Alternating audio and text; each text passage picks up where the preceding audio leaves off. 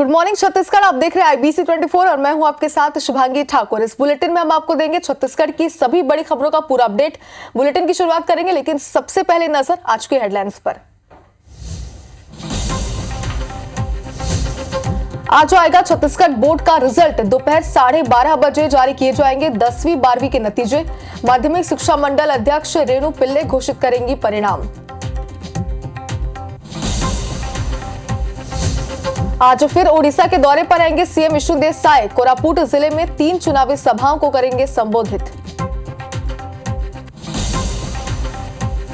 हैदराबाद में निर्माणाधीन इमारत ढहने से 7 लोगों की मौत, मृतकों में 3 लोग जांजगीर निवासी। सीएम विष्णुदेव साय ने जताया दुख। चुनाव खत्म होते ही फिर बढ़ी छत्तीसगढ़ के रेल यात्रियों की परेशानी। रेलवे ने एक साथ 22 ट्रेनें की कैंसिल, 12 दिनों तक रहेंगी प्रभावित। बिलासपुर में किसान की हत्या का आरोपी युवक गिरफ्तार। मामूली विवाद में कुल्हाड़ी मारकर ली थी जान।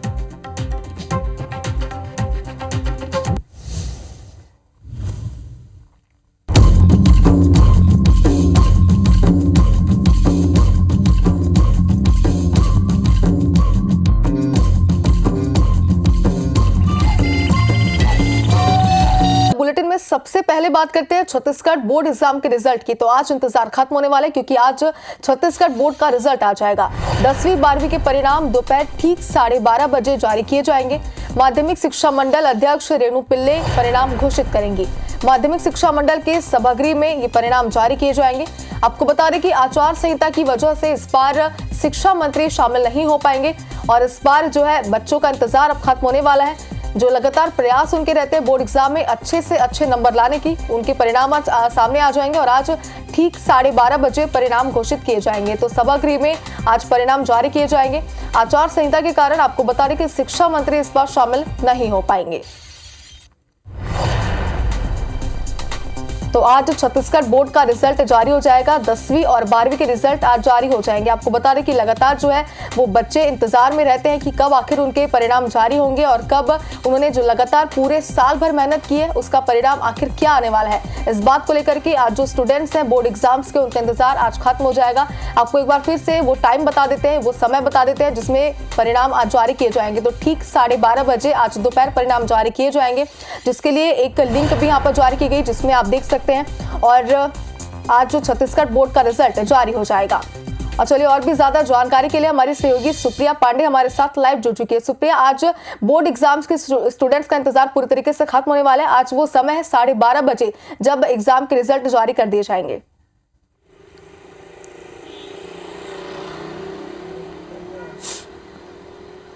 सुप्रिया, आवाज आ रही है अब तक हमारी?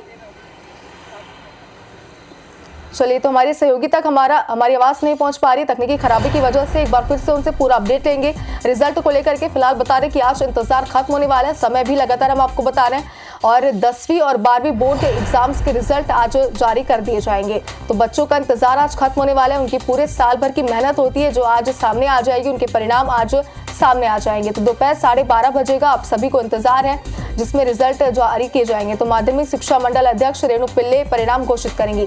सुप्रिया, एक बार फिर से हमारी सहयोगी हमारे साथ लाइव जुड़ चुकी है। सुप्रिया, आज इंतजार खत्म होने वाला है, ठीक 12:30 बजे आज रिजल्ट जारी कर दिए जाएंगे। सुप्रिया,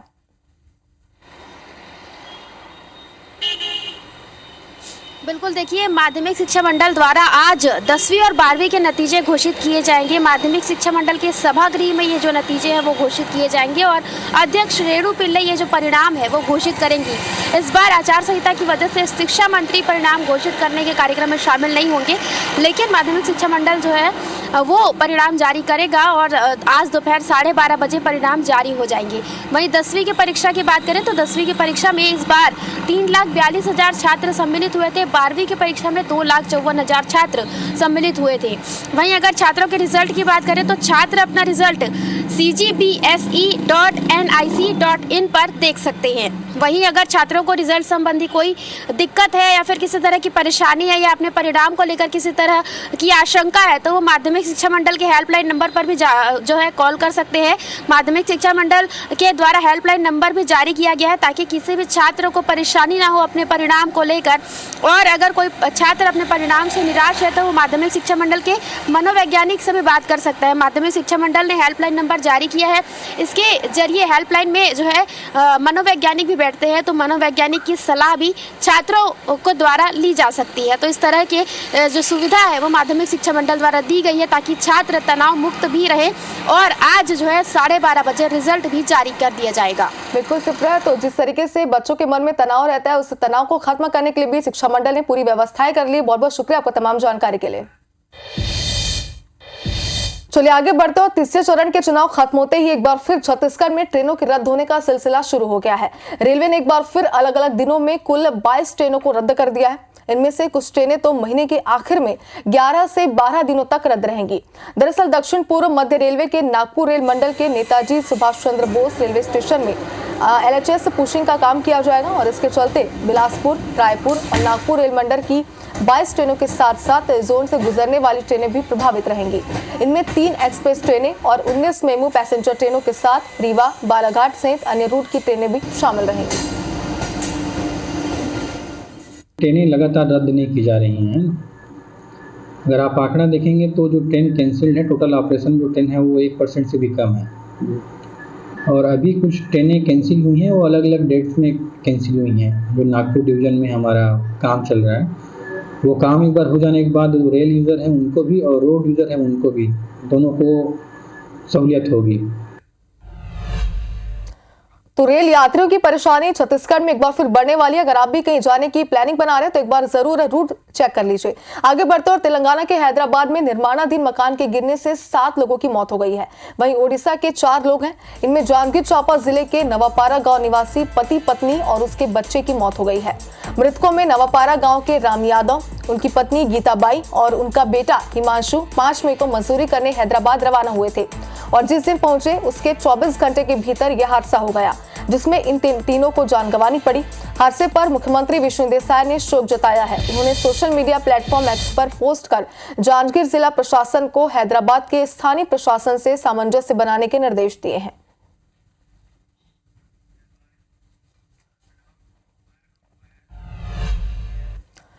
और अब बिलासपुर से आपको एक बड़ी खबर दिखाते हैं। किसान की हत्या का आरोपी युवक गिरफ्तार हो गया है। मामूली विवाद में कुल्हाड़ी मारकर हत्या की थी। बीते 7 मई को कर्रा गांव में हत्या हुई थी।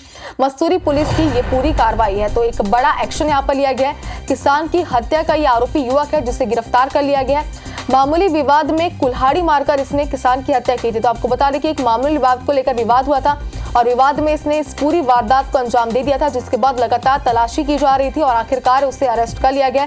पूछताछ आगे भी जारी कि आखिर किस बात को लेकर के उसने इस पूरी वारदात को अंजाम दिया है।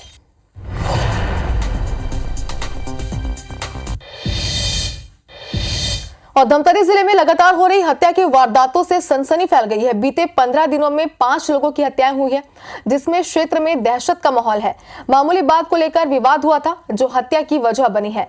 हालांकि पुलिस ने इन सभी मामलों में 11 आरोपियों को गिरफ्तार कर जेल भेज दिया है।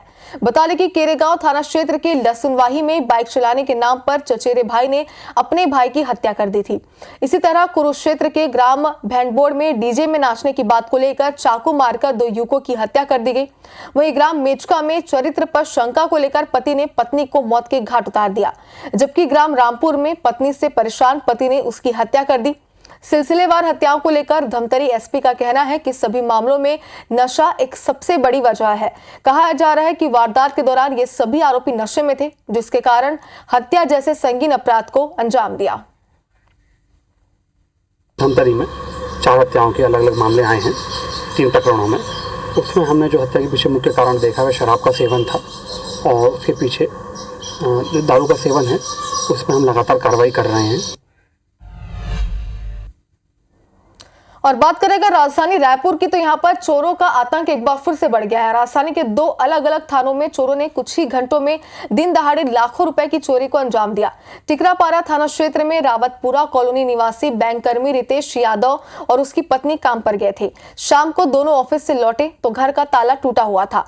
बेडरूम में रखी अलमारी का दरवाजा खुला हुआ था, लॉकर भी टूटा हुआ था। अलमारी में रखे सोने चांदी के जेवरात और हीरे की अंगूठियां गायब थी।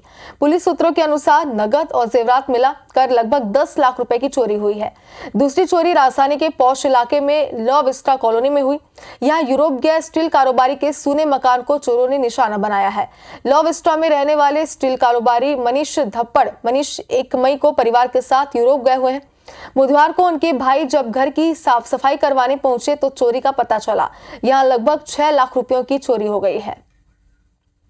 हम लोग ऑफिस गए थे मॉर्निंग में, जो कि 11 बजे निकले थे यहाँ से। फिर 7:30 बजे आए तो देखे तो ताला टूटा हुआ था, ताला लगा था मतलब कुंडी टूटी हुई थी। अंदर आके देखे तो अलमारी का लॉकर भी टूटा हुआ था। और छत्तीसगढ़ के दुर्ग जिले में शराब कारोबारी त्रिलोक सिंह ढिल्लन उर्फ पप्पू ढिल्लन और विजय भाटिया के नेहरू नगर स्थित घर पर ईओडब्ल्यू की टीम ने छापेमारी की है। पप्पू ईओडब्ल्यू की रिमांड में है और आज बीते दिन उसे कोर्ट में पेश किया गया, जहां उन्हें 14 दिनों की रिमांड पर भेजा गया। कोर्ट में पेश करने से पहले ईओडब्ल्यू की टीम ने पप्पू को साथ लेकर उसके घर पर तलाशी लेने के लिए पहुंची। दरअसल बीते 12 अप्रैल को ईओडब्ल्यू की टीम ने यहां छापेमारी की थी। तब टीम को घर से कोई दस्तावेज नहीं मिल पाया था। घर वालों ने अलमारी की चाबियां पप्पू ढिल्लन के पास होने की बात कही थी और बीते दिनों अलमारियों को खंगाला गया। बता दें कि पूर्व आईएएस अनिल टुटेजा और कारोबारी अनवर ढेबर की गिरफ्तारी और उनसे पूछताछ के बाद नए सुराग की तलाश में ईओडब्ल्यू की टीम जुटी है। और अगर बात करें शराब घोटाले की, तो शराब घोटाले में पूर्व आईएएस अनिल टुटेजा ने ईडी की एफआईआर को हाईकोर्ट में चुनौती दी है। उनकी ओर से सुप्रीम कोर्ट के वरिष्ठ अधिवक्ता सिद्धार्थ अग्रवाल ने बहस की। वहीं शासन की ओर से सुप्रीम कोर्ट के वरिष्ठ अधिवक्ता महेश जेठमलानी बुधवार को हाईकोर्ट में पेश हुए। इस दौरान दोनों तरफ से जमकर बहस हुई और बहस अधूरी रह गई। मामले की अगली सुनवाई गर्मी की छुट्टी होने के बाद जून में होगी। बता दें कि अनिल टुटेजा और उनके बेटे यश टुटेजा के खिलाफ 17 जनवरी 2024 को एसीबी ने एफआईआर दर्ज की थी। इसके खिलाफ दोनों याचिकाकर्ताओं ने हाईकोर्ट में क्रिमिनल पिटीशन लगाई। पिछली सुनवाई में सिंगल बेंच ने सुनवाई के बाद 1 अप्रैल को याचिकाकर्ताओं के विरुद्ध कोई भी कार्रवाई करने पर आगामी आदेश तक रोक लगाई थी। मामले में जांच पर रोक के लिए डिवीजन बेंच में अपील की गई। हाईकोर्ट ने स्थगन देने से इनकार करते हुए कहा कि 71 व्यक्तियों के खिलाफ भ्रष्टाचार निवारण अधिनियम 1988 के तहत अपराध दर्ज हुआ है।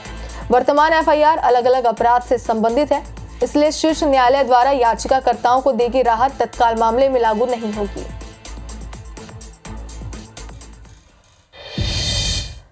और अब कुछ सियासी खबरों का रुख करते हैं और बात करते हैं मुख्यमंत्री विष्णु देसाई के उड़ीसा के दौरे की। तो सीएम कोरापुट जिले में 3 जगहों पर आज चुनावी सभा करेंगे। सीएम साहब पहले लक्ष्मीपुर और पुटंगी में चुनावी सभा को संबोधित करेंगे। कोरापुट में भी चुनावी सभा को मुख्यमंत्री संबोधित करेंगे। देर शाम रायपुर सीएम साहब लौट जाएंगे। तो बता दें कि 2 दिवसीय उड़ीसा के दौरे पर है मुख्यमंत्री। कल भी उन्होंने लगातार 2 जनसभाओं को उड़ीसा में संबोधित किया था और तीसरे चरण के बाद अब चौथे चरण को लेकर के तैयारियां शुरू हो चुकी है, जिसके तहत मुख्यमंत्री विष्णु देसाई उड़ीसा में बीजेपी प्रत्याशी के पक्ष में वोट की अपील कर रहे हैं और लगातार जनसभाओं को संबोधित कर रहे हैं। आज शाम को मुख्यमंत्री वापस रायपुर लौट आएंगे। और मतदान की प्रक्रिया छत्तीसगढ़ में भले ही समाप्त हो गई हो, मगर नेताओं की बयानबाजी का दौर लगातार जारी है। मुख्यमंत्री विष्णु देसाई ने कांग्रेस पर तंज कसते हुए कहा था कि कांग्रेस कीचड़ फैला रही है जिस पर कमल खिलेगा। इस पर पूर्व उप मुख्यमंत्री टीएस सिंहदेव ने पलटवार करते हुए कहा कि सीएम को शायद पीएम का बयान याद आ गया होगा, तभी उन्होंने इस तरह का बयान दिया है। टीएस ने यह भी कहा कि पीएम और देश के गृह मंत्री जिस तरह की भाषा का प्रयोग कर रहे हैं वो पद की गरिमा के अनुरूप है ही नहीं। सिंहदेव ने पूर्व नारायण चंदेल के बयान पर भी पलटवार करते हुए कहा कि ये बयान घमंड और दंभ को दर्शाता है। प्रधानमंत्री जी और गृह मंत्री जी, उन लोग के बयान एकदम अमर्यादित और देश के प्रधानमंत्री और गृह मंत्री के पद की गरिमा के एकदम विपरीत जो बयान आ रहे हैं। तो हो सकता है कि सीएम साहब को बात ध्यान में आ गई। और छत्तीसगढ़ में लोकसभा चुनाव खत्म हो चुका है। इस बीच कांग्रेस और भाजपा दोनों महिलाओं से की गारंटी को लेकर आमने सामने है। पूर्व नेता प्रतिपक्ष नारायण चंदेल ने कांग्रेस की महालक्ष्मी न्याय गारंटी योजना को धोखा बताते हुए कहा कि जो पार्टी अपने ऑफिस का बिजली बिल नहीं दे पा रही है, ऐसी पार्टी कहां से महिलाओं को पैसा देगी। उन्होंने छत्तीसगढ़ी मुहावरे का प्रयोग करते हुए कहा कि कोठी में धान नहीं और बाड़ी देने की बात कांग्रेस कह रहे हैं। वहीं चंदेल के बयान पर पूर्व डिप्टी सीएम टीएस सिंहदेव ने कहा कि यह बयान भाजपा नेताओं का घमंड और गलतफहमी है। उन्होंने कहा कि देश का पैसा किसी पार्टी का पैसा नहीं है। जो पार्टी अपना बिजली बिल नहीं पटा सकती वो दुनिया भर की काहे बात कर रही है। छत्तीसगढ़ी में कहावत है, कोठी में धान नहीं है और बाढ़ी दूँ कहत है। अरे ओकर घर ले तो खुद मुसवा छुट्टी मांगत है, मोला जान दे गौटिया ही है कह के। यही स्थिति कांग्रेस की। घमंड, दम्भ और गलतफहमियां यही है। अगर किसी राजनीतिक दल को लगता है कि देश का धन उनका है तो इससे गलत मानसिकता दूसरी नहीं हो सकती।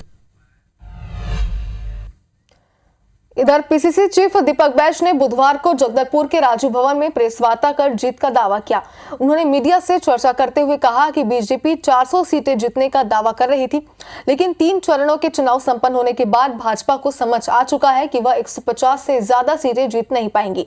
बैज ने कहा कि पीएम मोदी के पास जनसभाओं में बोलने के लिए कुछ भी नहीं बचा है। अब पीएम मोदी लोगों को इमोशनल करने वाले बयान दे रहे हैं। उन्होंने दावा किया कि जनता इस बार भाजपा के झांसे में नहीं आएगी।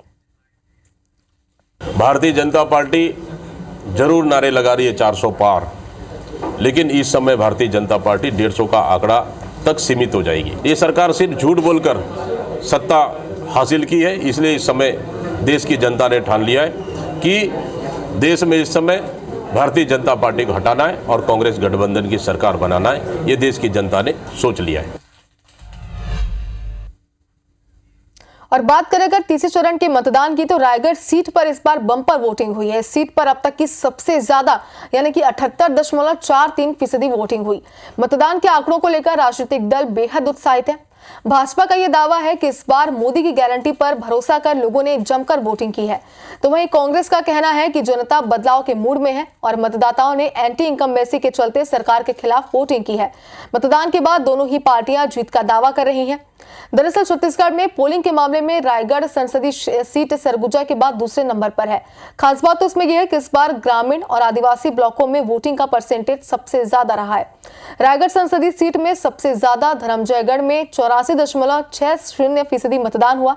इसके अलावा खरसिया में 83.56%, लैलूंगा में 84.26% वोटिंग हुई है।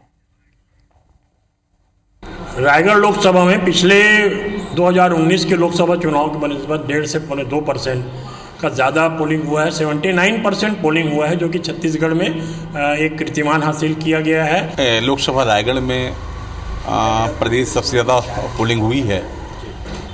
खास बात ये रही है कि ग्रामीण क्षेत्रों में अच्छी पोलिंग हुई है। रायगढ़ संसदीय क्षेत्र में सबसे अधिक मतदान धर्मजयगढ़ विधानसभा में हुआ, तो सबसे कम मतदान सारंगढ़ विधानसभा में हुआ।